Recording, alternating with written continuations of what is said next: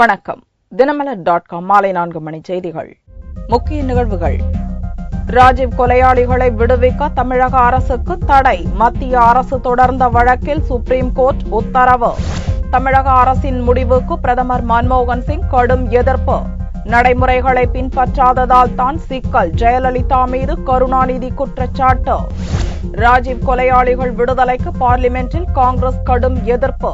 அதிமுகவும் திமுகவும் நாட்டின் இறையாண்மையோடு விளையாடுவதாக ஞானதேசிகன் குற்றச்சாட்டு. விரிவான செய்திகள். ராஜீவ் கொலை வழக்கு குற்றவாளிகள் முருகன், சாந்தன், நளினி, பேரறிவாளன் உள்ளிட்ட 7 பேரை விடுவிக்கும் தமிழக அரசின் முடிவுக்கு உச்சநீதிமன்றம் இடைக்கால தடை விதித்துள்ளது. வழக்கின் அடுத்த விசாரணை மார்ச் 6ஆம் தேதிக்கு ஒத்திவைக்கப்பட்டுள்ளது.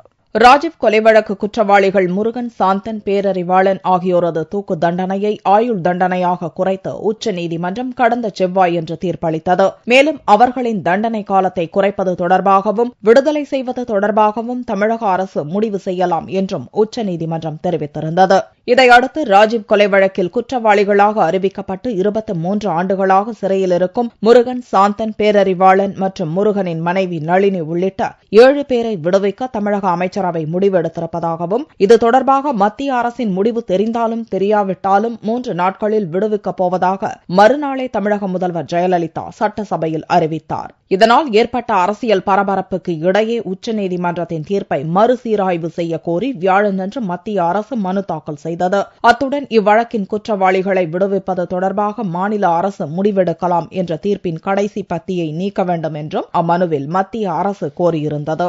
மத்திய அரசின் வேண்டுகோளின்படி வியாழனன்று காலை அவசர வழக்காக இந்த மனுவை தலைமை நீதிபதி சதாசிவம் தலைமையிலான பெஞ்ச் விசாரணைக்கு ஏற்றுக்கொண்டது.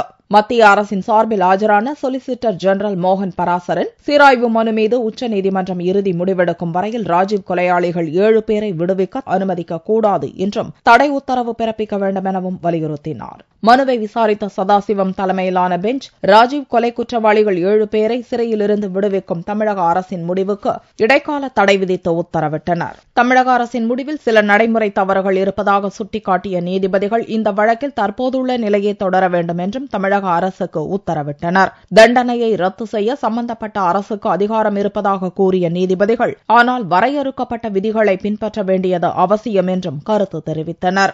மேலும் மத்திய அரசின் சீராய்வு மனு மீது 2 வாரத்துக்குள் பதிலளிக்கும்படி தமிழக அரசுக்கும் அதேபோல சம்பந்தப்பட்ட 7 குற்றவாளிகளுக்கும் நோட்டீஸ் அனுப்ப உத்தரவிட்ட சதாசிவம் தலைமையிலான பெஞ்ச் மார்ச் 6ஆம் தேதிக்கு விசாரணையை ஒத்திவைத்துள்ளது. ராஜீவ் கொலையாளிகளை விடுவிக்கும் முடிவை செயல்படுத்தக்கூடாது என்று தமிழக அரசுக்கு மத்திய அரசு அறிவுறுத்தியிருப்பதாக பிரதமர் மன்மோகன் சிங் தெரிவித்துள்ளார். ராஜீவ் கொலை வழக்கு குற்றவாளிகள் 7 பேரை விடுவிக்கப் போவதாக தமிழக அரசு வெளியிட்ட அறிவிப்பு குறித்து பிரதமர் மன்மோகன் சிங் வியாழனன்று அறிக்கை வெளியிட்டுள்ளார். முன்னாள் பிரதமர் ராஜீவ் கொலை இந்திய ஆன்மா மீது நடத்தப்பட்ட தாக்குதல் என்று கூறியுள்ள பிரதமர் பயங்கரவாதத்துக்கு எதிரான போரில் எந்த ஒரு அரசாங்கமோ அல்லது எந்த ஒரு கட்சியோ மிதமான போக்கை கடைபிடிக்கக் கூடாது என்றும் தெரிவித்துள்ளார். மிகப்பெரிய தலைவராக விளங்கிய ராஜீவ் மற்றும் பல அப்பாவி இந்தியர்களை கொன்ற கொலையாளிகளை விடுதலை செய்வது நீதி பரிபாலனத்தின் அனைத்து கோட்பாடுகளுக்கும் முரணானது என்று குறிப்பிட்டுள்ள பிரதமர் ராஜீவ் கொலையாளிகளை விடுவிப்பது சட்ட ரீதியாக நிலைநிறுத்தக்கூடியதல்ல என்றும் கூறியுள்ளார். எனவே ராஜீவ் கொலையாளிகளின் விடுதலையை தொடர்ந்து முன்னெடுத்துச் செல்ல வேண்டாம் என்று தமிழக அரசை அறிவுறுத்தியிருப்பதாகவும் பிரதமர் மன்மோகன் சிங் அந்த அறிக்கையில் தெரிவித்துள்ளார். ராஜீவ் கொலை வழக்கு குற்றவாளிகளை விடுவிக்க தமிழக அரசு எடுத்த முடிவால் பார்லிமென்டில் கடும் அமளி துமளி நிலவியது. அதனால் அடுத்தடுத்து 2 சபைகளும் ஒத்திவைக்கப்பட்டன. தெலங்கானா தனிமாநில பிரச்சினையால் தொடர்ந்து முடங்கி வந்த பார்லிமென்டில் வியாழனன்று புதிய பிரச்சினை எழுப்பப்பட்டது.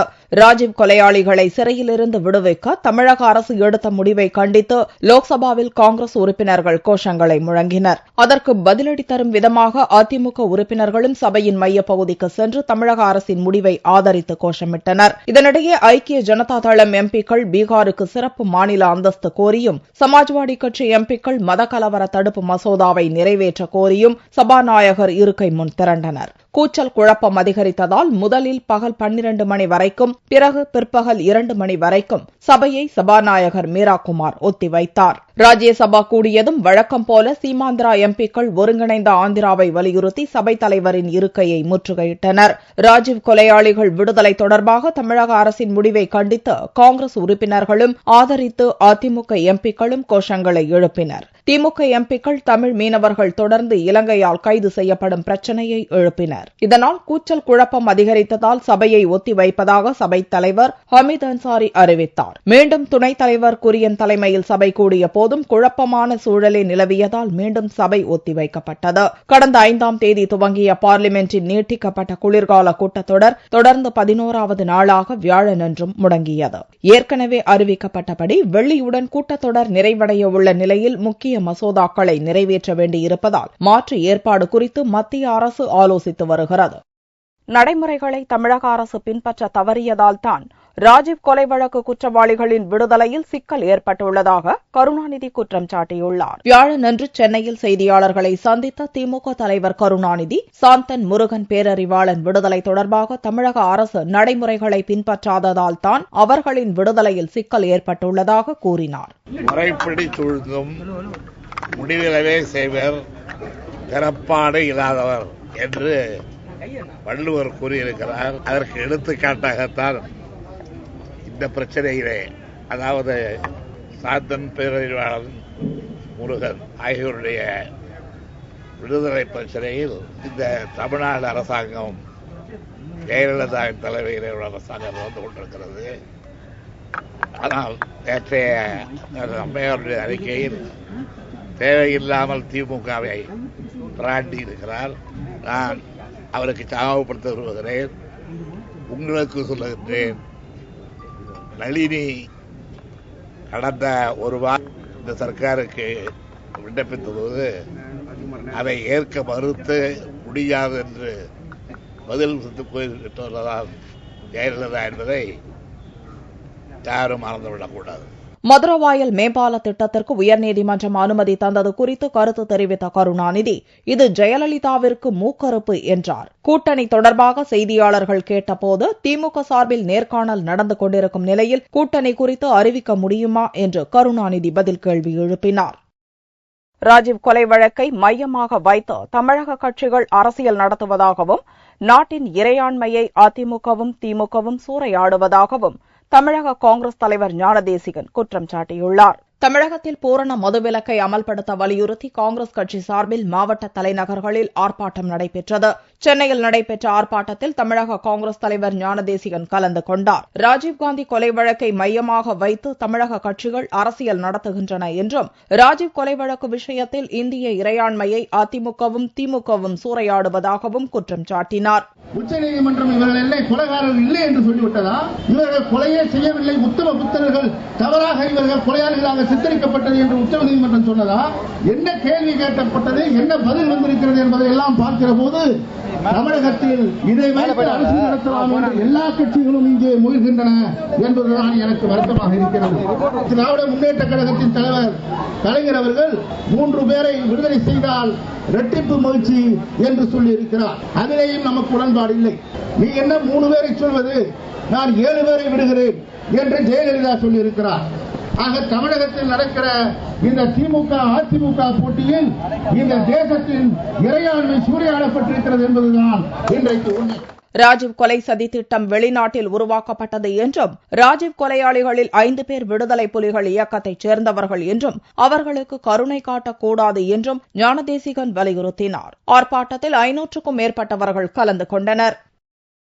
சென்னை துறைமுகம் மதுரவாயல் மேம்பால சாலை திட்டத்திற்கு சென்னை உயர்நீதிமன்றம் அனுமதி வழங்கியுள்ளது. கடந்த திமுக ஆட்சியில் 2009ஆம் ஆண்டு சென்னை துறைமுகம் மதுரவாயல் இடையே பறக்கும் சாலை எனும் மேம்பால சாலை திட்டம் துவக்கப்பட்டது. இதற்காக கூவம் செல்லும் வழித்தடங்களில் உள்ள ஆக்கிரமிப்புகள் அகற்றப்பட்டு கட்டுமான பணிகளும் துரித கதியில் நடந்தன. இந்நிலையில் அதிமுக ஆட்சி பொறுப்புக்கு வந்தவுடன் இப்பணி முடங்கியது. கூவம் ஆற்றங்கரையில் கட்டுமானங்களை அமைக்க தமிழக பொதுப்பணித்துறை கடும் எதிர்ப்பு தெரிவித்தது. இதையடுத்து கடந்த 2012இல் இத்திட்டப் பணிகள் நிறுத்தப்பட்டன. இதை எதிர்த்து தேசிய நெடுஞ்சாலைத்துறை தரப்பில் சென்னை உயர்நீதிமன்றம் நீதிமன்றத்தில் வழக்கு தொடரப்பட்டது. கட்டுமான பணிகளை தொடர்ந்து மேற்கொள்ள உத்தரவிட மத்திய அரசு கோரியது. நீதிபதிகள் பால் வசந்த் குமார், தேவதாஸ் அடங்கிய அமர்வு இவ்வழக்கை விசாரித்து வந்தது. இருதரப்பு வாதங்கள் முடிவடைந்த நிலையில் வியாழக்கிழமையன்று இது தொடர்பான உத்தரவு பிறப்பிக்கப்பட்டது. தமிழக பொதுப்பணித்துறை பிறப்பித்த உத்தரவை ரத்து செய்வதாகவும் மதுரவாயல் எண்ணூர் இடையிலான மேம்பால சாலை திட்டத்தை தொடர்ந்து செயல்படுத்த தேசிய நெடுஞ்சாலைக்கு அனுமதி அளித்தும் நீதிபதிகள் உத்தரவிட்டனர்.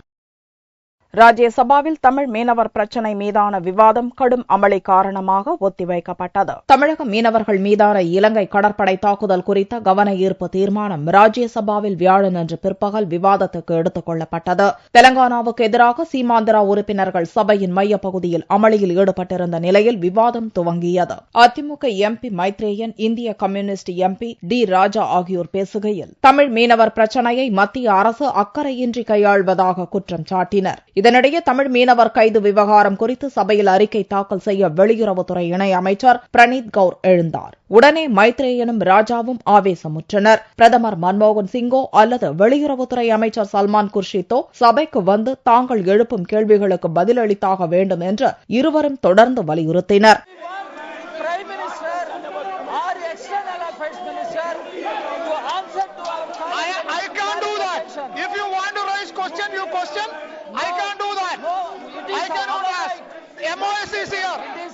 திமுக உறுப்பினர் கனிமொழி பேச துவங்கிய போது கூச்சல் குழப்பம் அதிகரித்ததால் துணைத் தலைவர் குரியன் சபையை ஒத்திவைத்தார். திமுக சார்பில் லோக்சபா தேர்தலில் போட்டியிட விருப்ப மனு அளித்தவர்களிடம் கட்சித் தலைவர் கருணாநிதி முன்னிலையில் நேர்காணல் துவங்கியது. லோக்சபா தேர்தலில் தமிழகம் மற்றும் புதுச்சேரியில் மொத்தம் உள்ள 40 தொகுதிகளில் போட்டியிட விரும்பும் திமுகவினரிடம் கடந்த ஜனவரி 10ஆம் தேதி முதல் 20ஆம் தேதி வரை விருப்ப மனு பெறப்பட்டது.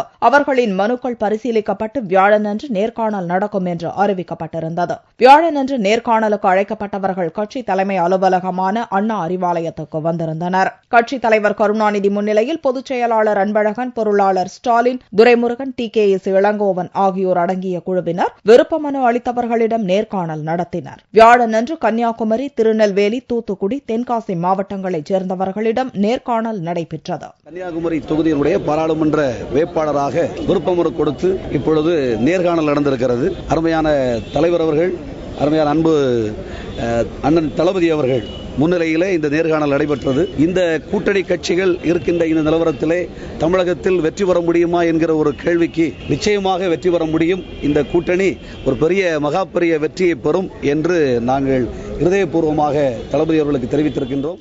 மொத்தமுள்ள 40 தொகுதிகளில் 3700 விருப்ப மனுக்கள் அளிக்கப்பட்டுள்ளதாகவும் அவர்களில் தேர்ந்தெடுக்கப்பட்டோரிடம் மார்ச் 3ஆம் தேதி வரை நேர்காணல் நடைபெற உள்ளதாகவும் திமுகவினர் தெரிவித்தனர்.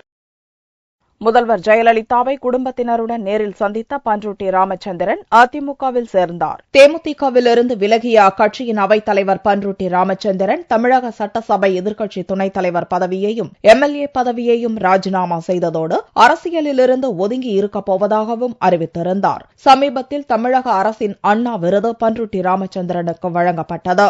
அப்போது அதிமுக வெற்றிக்கு பாடுபட போவதாக அறிவித்திருந்தார். இந்நிலையில் தனது குடும்பத்தினருடன் தமிழக முதல்வரும் அதிமுக பொதுச் செயலாளருமான ஜெயலலிதாவை போயஸ் தோட்டத்தில் வியாழனன்று நேரில் சந்தித்து அக்கட்சியில் இணைந்தார். அவருக்கு அதிமுக உறுப்பினர் அட்டையை ஜெயலலிதா வழங்கினார். இதைத் தொடர்ந்து செய்தியாளர்களை சந்தித்த பண்ருட்டி ராமச்சந்திரன் லோக்சபா தேர்தலில் 40 தொகுதிகளிலும் அதிமுகவுக்கு பிரச்சாரம் செய்யப் போவதாக தெரிவித்தார். அரசால் தடை செய்யப்பட்ட வலைகளை தடுக்க வலியுறுத்தி பாம்பனின் விசைப்படகு மீனவர்கள் கடலில் இறங்கி ஆர்ப்பாட்டம் நடத்தினர். அரசால் தடை செய்யப்பட்ட சுருக்கு வலை, கொள்ளி வலை, இரட்டை மடி வலை போன்றவற்றை விசைப்படகு மீனவர்கள் பயன்படுத்துவதால் மீன் வளம் பாதிக்கப்படுவதாக கூறி ராமேஸ்வரத்தில் நாட்டுப்படகு மீனவர்கள் வேலைநிறுத்த போராட்டம் நடத்தி வருகின்றனர். இந்நிலையில் தடை செய்யப்பட்ட வலைகளை தடுத்து நிறுத்த அரசு உரிய நடவடிக்கை எடுக்க வேண்டும் என்றும் நாட்டுப்படகு மீனவர்களுக்கும் 45 நாட்கள் மீன்பிடி தடை விதிக்க வலியுறுத்தியும் பாம்பனில் வியாழக்கிழமை அன்று விசைப்படகு மீனவர்கள் கடலில் இறங்கி ஆர்ப்பாட்டம் நடத்தினர். 45 நாள் தடை காலங்களில் விசைப்படகு மீனவர்களை மீன்பிடிக்க அனுமதி வழங்காதது போல வள்ளங்களுக்கும் மீன்பிடி அனுமதி வழங்கக்கூடாது. ஒரு நாட்டிக்கல் மைல் தூரத்துக்கு நரம்பினால் தயாரிக்கப்பட்ட வலையை விரித்தாலே 15 நாட்டிக்கல் மைல் தூர சுற்றளவுக்கு ஒரு மீன் கரு குஞ்சு கூட அங்கு உற்பத்தி ஆகாது என்று மீன் ஆய்வாளர்கள் தெரிவித்ததை கருத்தில் கொண்டு இந்த அரசாங்கம் அந்த வலையையும் தடை செய்ய வேண்டும். அதன் அடையாளமாக இன்று நாங்கள் கடலில் இறங்கி ஆர்ப்பாட்டத்தை செய்து கொண்டிருக்கிறோம். தங்களின் கோரிக்கைகள் நிறைவேற்றப்படும் வரை போராட்டம் தொடரும் என்றும் விசைப்படகு மீனவர்கள் தெரிவித்தனர். தங்கத்தின் விலையில் வியாழக்கிழமை அன்று சவரனுக்கு 8 ரூபாய் குறைந்திருந்தது. ஒரு சவரன் தங்கம் 23,008 ரூபாய்க்கு விற்பனையானது. 1 கிராம் ஆபரண தங்கம் 2,876 ரூபாயாக இருந்தது. வெள்ளி கிராமுக்கு 40 காசுகள் குறைந்து 1 கிராம் 51 ரூபாய் 80 காசுகளுக்கு விற்பனையானது. பார் வெள்ளியின் விலை 48,365 ரூபாயாக இருந்தது. மீண்டும் செய்திகள் இந்திய நேரப்படி இரவு 8 மணிக்கு. வணக்கம்.